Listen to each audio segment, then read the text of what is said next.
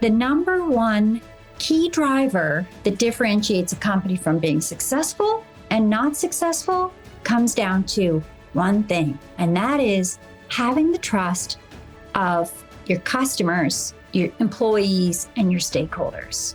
And I get so excited about this that I dug even deeper in it and did my whole thesis on it, my entire degree on how is it that we decide to trust? How is it that a customer decides to buy? And I also thought, and knew all along, like we all decide to buy or invest in or work for a company that we trust, that we know, that we like. But really, I wanted to make it tangible because, my whole career, it was, well, Natalie, what's the return on investment? Yeah. Can we manage it? If we can measure it, we can manage it.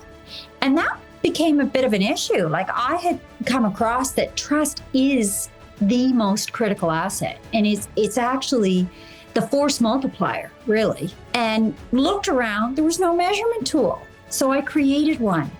I developed the Client Trust Index, which measures a company's trust equity. I've experienced what it's like to have trust and what it's like not to have trust, just like everybody has. And well, I'll take you back to when I started my company called Success Through Trust. I was working for about 25 years in the software and the computer, technology industry, and in a variety of roles, product management, marketing activation. For the last couple of years in that role, my manager, who was the CEO of the company, asked me if I would take over the sales role. And I really didn't want to do that. And as you know me, I was like, no, it's all good. I'll just keep doing what I'm doing because I loved what I did. I was responsible for marketing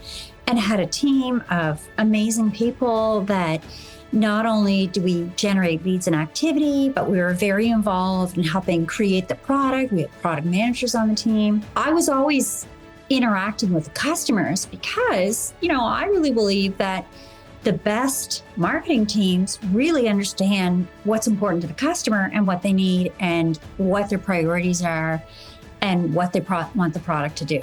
After about a year or so of the leader saying, take over, finally I said yes. I just love helping companies learn how to do this because it can change an entire company's future and trajectory once they learn how to do this. And it can change a person's future once a person learns how to do it. So cool. And, a lot of times the first part of a podcast interview, I'm kind of digging, I'm like asking questions. I'm like, I got to figure out why you care so much about the thing you do, right? We don't need to do that with Natalie, right? It's so obvious. Like you're so jazzed about trust and you did a master's degree in it and you created a whole proprietary way to measure it. And there's 2 books, if you're seeing the video, over each of her shoulders that she's written on this topic. And so no doubt that you're like super passionate about trust. And it sounds like that passion has really deepened because that was 2008 when you sort of got put into this new role. That's, I don't know, a long time ago, like 17 years ago. At what point in this journey did you start your own company, Success Through Trust? So there is nothing squishy about trust. It is very tangible.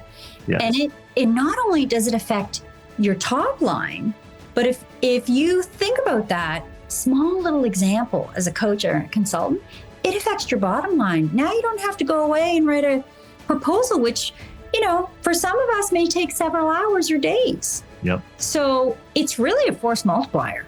It is the one thing that can move the needle for every business. It doesn't matter what business you're in. Yeah, I agree. And so I would imagine there's some people listening who are like, it's like a soft skill, or it's like, you got it. Like I said earlier, it's like you got it or you don't, you're born with it. I used to work in the marriage industry, and communication always kind of fell in this bucket. Everyone's like, it's super important, and I'm not a good communicator. They have this identity, right? But like, it's totally a learnable skill. And like, it is, you know what I mean? And you so can learn how to build trust. Exactly. And I would love your take, and whether you want to kind of take us through the framework of one of your programs or however you want to describe this. it sounds like it's a combination of communication skills, interpersonal skills, but you also said no risk at one point. I'm like, well, that's really about the offer.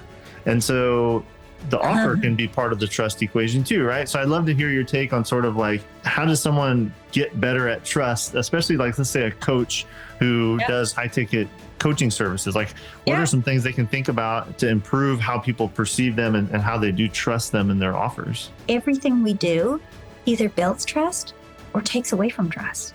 Yes, everything. Absolutely.